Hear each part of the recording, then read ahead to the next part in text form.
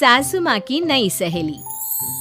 प्रिया kitchen में चाय बना रही होती है और सुमन ड्राइंग रूम में बैठकर मजे से टीवी देख रही होती है। तभी दरवाजे की घंटी बजती है। प्रिया, जरा देखना तो कौन आया है। देखती हूँ मम्मी जी। प्रिया दरवाजा खोलती है तो सामने पड़ोस वाली विमला आंटी खड़ी होती है। नमस्ते आंटी जी, कैसी हैं आप? मैं तो बिल्कुल ठीक हूँ बेटा, पर तेरी सास को क्या हुआ है? आजकल कहीं दिखती ही नहीं है। जब देखो तब टीवी के आगे जमी रहती है। अंदर तो आइए आंटी। अरे ओ दीपक की अम्मा, कहाँ हो? अरे विमला, आओ आओ, क्या बात है, बड़े दिन बाद याद आई तुम्हें मेरी। मैं तो हमेशा ही तुम्हें याद करती हूँ, पर तुम ही गायब रहती हो और आजकल तो बाहर भी नहीं आती जाती। तबीयत तो ठीक है ना तुम्हारी? अरे तबीयत को क्या होना है, इस उम्र में तो कुछ ना कुछ लगा ही रहता है। मेरी छोड़ो, तुम ये बताओ कि क्या चल रहा है गली मोहल्ले में। तुम गली मोहल्ले की छोड़ो, चल तो तुम्हारे पड़ोस में रहा है। तुम्हारी नई सहेली आई है। मेरी कौन सी नई सहेली? मैं तो यहाँ बस तुमसे बातचीत कर लेती हूँ या फिर बाजू वाली शर्मा की बहू से 2-4 बातें कर लेती हूँ। इसीलिए तो कहा कि तेरी नई सहेली आई है। अब कोई पड़ोस में आया है तो बात तो होनी ही है। कम से कम इसी बहाने हमारा भी एक ग्रुप बन जाएगा। फिर सब मिलकर अपनी बहुओं की शिकायतें किया करेंगे। दोनों हंसने लगते हैं। तभी प्रिया चाय लेकर आती है और सामने टेबल पर रख देती है। दोनों चाय पीती हैं और बातें करते हैं। चलो मैं चलती हूँ, अब कल मिलते हैं। राम राम। अगले दिन प्रिया किचन में कुछ काम कर रही होती है और सुमन आराम से सोफे पर बैठकर मटर छिल रही होती है। तभी डोरबेल बजती है। प्रिया दरवाजा खोलती है तो सामने उनकी नई पड़ोसन खड़ी होती है। जी, आप कौन? मैंने पहचाना नहीं। नमस्ते बेटा, मैं शारदा, आपके बगल वाले घर में अभी 2-4 दिन पहले ही शिफ्ट हुए हैं। ओह अच्छा। नमस्ते आंटी, अंदर आइए ना आप। देखिए तो मम्मी जी, आज कौन आया है। इतना कहकर प्रिया किचन में चाय बनाने चली जाती है। नई पड़ोसन को घर पे देखकर सुमन थोड़ा हैरान हो जाती है। नमस्ते बहन जी, मैं शारदा, आपकी नई पड़ोसन। अच्छा, आप हैं हमारी नई पड़ोसन। आइए आइए, और बताइए कैसी हैं आप? जी बिल्कुल ठीक हूँ। वो दरअसल घर पर छोटी सी पूजा रखवाई थी, बस उसी का प्रसाद देने चली आई। सोचा इसी बहाने नए पड़ोसियों से भी मुलाकात हो जाएगी। ये तो बहुत अच्छा सोचा आपने। सुमन प्रिया को आवाज लगाती है। अरे ओ बहू, जरा चाय पानी का तो आके पूछ लो। ये आजकल की बहुएं भी ना, जब तक बोलो नहीं तब तक कुछ नहीं करेंगी। आई मम्मी जी। प्रिया चाय लेकर आती है।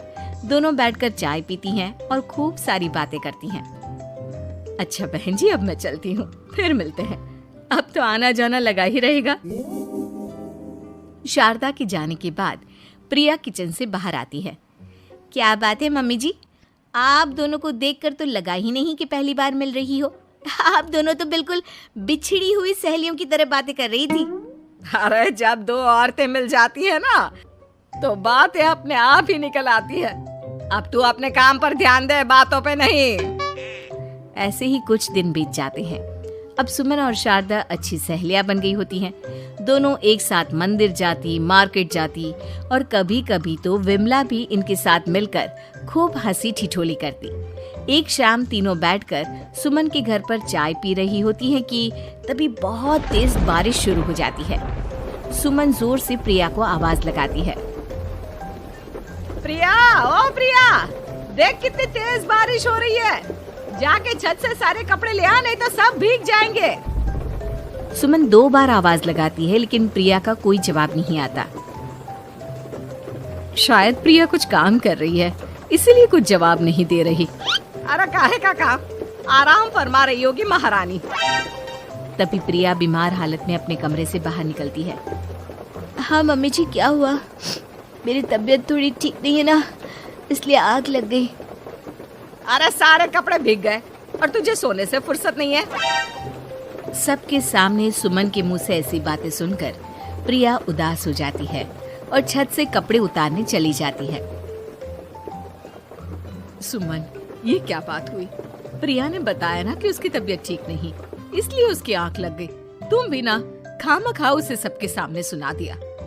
अरे आप नहीं जानती शारदा जी, कुछ बहुएं ना बहुत आलसी होती है, घर का एक काम नहीं करना चाहती। ऐसा नहीं है सुमन, तुम्हारी बहू तो बहुत प्यारी है, तुम्हारी सारी बात भी तो मानती है। हाँ सुमन, तुम प्रिया के बारे में ऐसा क्यों सोचती हो? मेरी भी दो बहुएं हैं, लेकिन मैं उन्हें अपनी बेटियों की तरह रखती हूँ।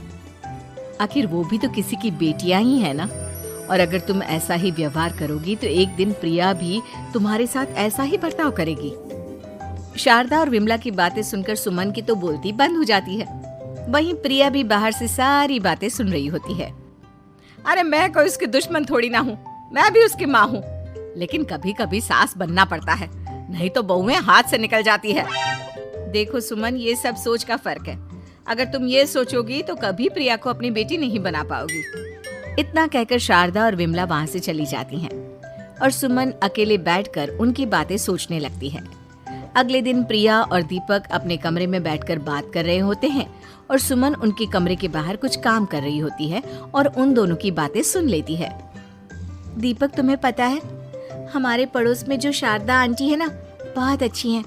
अच्छा, ऐसा क्या हो गया जो तुम्हें वो इतनी अच्छी लगने लग गई? कुछ खास नहीं, बस कल जब मम्मी जी मुझे सबके सामने सुना रही थी तो शारदा आंटी ने मेरा साथ दिया। मैं तो सच में हैरान ही रह गई थी जब उन्होंने मम्मी जी को मुझसे ऐसा बर्ताव करने के लिए मना किया। अच्छा, फिर क्या हुआ? होना क्या था, शारदा आंटी तो मम्मी जी को समझा ही रही थी कि बहू को भी बेटी की तरह ही रखना चाहिए, लेकिन मम्मी जी तो मम्मी जी है ना, उन्हें तो मुझ में हमेशा कमी ही दिखती है। काश मुझे भी शारदा आंटी जैसी सास मिली होती जो मुझे भी अपनी बेटी जैसी समझती। सुमन ये सब सुनकर बहुत उदास हो जाती है और वहां से चली जाती है। प्रिया की बातें सुमन के कानों में बार बार गूंज रही थी। उसे बहुत शर्मिंदगी महसूस हो रही थी कि उसने प्रिया के साथ बहुत गलत किया है। अगले दिन सुमन शारदा और विमला को बुलाती है। क्या बात है सुमन, आज तूने ऐसे अचानक क्यों बुलाया? सब ठीक तो है ना? हाँ, सब ठीक है, तुम दोनों बैठो तो सही। तब तक दीपक और उसके पापा भी आ जाते हैं। प्रिया, तुम भी आ जाओ। क्या हुआ मम्मी जी, आपने बुलाया? हाँ प्रिया बेटा, मैं आज सबके सामने तुमसे माफी मांगना चाहती हूँ। मैंने आज तक तुम्हारे साथ बहुत बुरा व्यवहार किया है, लेकिन तुमने कभी भी मेरे साथ बुरा बर्ताव नहीं किया। मुझे अपनी गलती का एहसास हो गया है, हो सके तो मुझे माफ कर देना। प्रिया अपनी सास की बातें सुनकर हैरान हो जाती है। उसकी आंखों में आंसू आ जाते हैं। प्लीज मम्मी जी, आप मुझसे माफी मत मांगिए, मैं भी आपकी बेटी ही हूँ। वैसे एक थैंक यू तो मेरी नई सहेली को भी बनता है, जिसकी वजह से मुझे मेरी गलती का एहसास हुआ। शारदा बहन, आपका बहुत बहुत शुक्रिया जो आपने मेरी आंखें खोल दी। अरे क्या सुमन, तुम भी ना। तो फिर इसी बात पर चाय और पकोड़े हो जाए? हाँ, क्यों नहीं।